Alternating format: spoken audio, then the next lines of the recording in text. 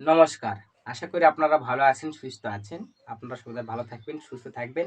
আপনাদের দোয়া আশীর্বাদে আমিও ভালো আছি, সুস্থ আছি। তো আজকে আপনাদের মাঝে যে যন্ত্র নিয়ে হাজির হয়েছি, সেই যন্ত্রটি হচ্ছে বাড়ি বন্ধ করার যন্ত্র। যে দেখা যাচ্ছে কোনো বাড়িতে যদি ভূত, প্রেত উপদ্রব বেড়ে যায় বা মানসিক শত্রুতামূলকের কারণে ক্ষতিগ্রস্ত হচ্ছে বা ভূত-প্রেতের দ্বারাই ক্ষতিগ্রস্ত হচ্ছে, এই বাড়িটি আপনারা এই যন্ত্রের দ্বারাই বাঁধলে সর্বদা এই বাড়িটি সুরক্ষিত থাকবে, যেকোনো ভূতের উপদ্রব থেকে মুক্ত থাকবে, যেকোনো শত্রু থেকে বাড়ি রেহাই থাকবে। তো আপনাদের কি নিয়ম প্রসেসে এই যন্ত্রটি কি করতে হবে সবকিছু আপনাদেরকে ভিডিওর মাধ্যমে বলে দেবো। আর যন্ত্রটি অবশ্যই ভিডিওর লাস্টে আমি দিয়ে দেবো, আপনারা সুন্দর করে দেখে নিয়ে আমার দেওয়া নিয়মে কাজ করবেন। তো এই যন্ত্রটি লেখার জন্য আপনাদের কি কি জোগাড় লাগবে আমি সবকিছু বলে দিচ্ছি। এই যন্ত্রটি যেদিন লিখবেন সেদিন একটা শনিবার মঙ্গলবার দিন ধার্য করবেন।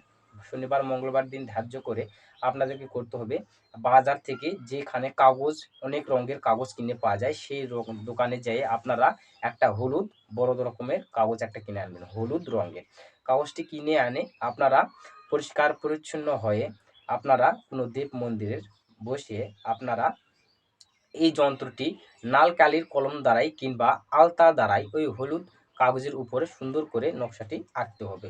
নকশাটি আঁকার পরে আপনাদেরকে ওই পূজার স্থানে রেখে আপনারা ভোগ পুষ্পাঞ্জলির দ্বারাই আপনারা যেরকমভাবে দেবতার পূজা করেন আসার্জনা করেন সেরকমভাবে আপনাদেরকে ওই যন্ত্রকেও পূজা করে নিতে হবে ভোগ পুষ্পাঞ্জলির দ্বারাই। ধূপকাঠি আগরবাতি এগুলো প্রদীপ দেখে আপনারা সুন্দর করে যন্ত্রটি পূজা করে নেবেন। পূজা করা হয়ে গেলে আপনাদেরকে করতে হবে একটা ইতর, ইতর কুকুর মানে কুকুরকে আপনারা তার পেট ভরে ভাত আপনারা খিলে দিবেন।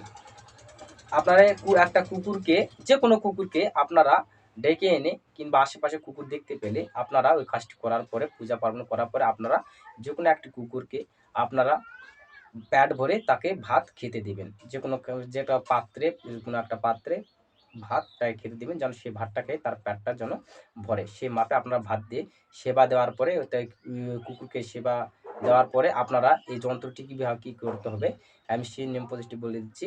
আপনারা ওই যন্ত্রটি সুন্দর করে একটা খামের ভিতর ঢুকাবেন। একটা খামের ভিতর ঢুকালে এই যন্ত্রটি কোনো জলে বা কোনো কারণে নষ্ট হবে না। আপনার সুন্দর করে একটা খামের ভিতর ঢুকিয়ে আপনার ওই পূজাস্থলে যে বাড়িতে এই ধরনের ভূত প্রেতের উপদ্রব হচ্ছে বা শত্রুর কারণে ক্ষতিগ্রস্ত হচ্ছে সেই বাড়ির পূজাস্থলে আপনারা সুন্দর করে এই যন্ত্রটি রেখে দিবেন। রেখে দিলে কি হবে সর্বদাই ওই বাড়ির যে কোনো ধরনের নেগেটিভ ইয়ার থেকে এনার্জি থেকে সর্বদা সুরক্ষিত থাকবে।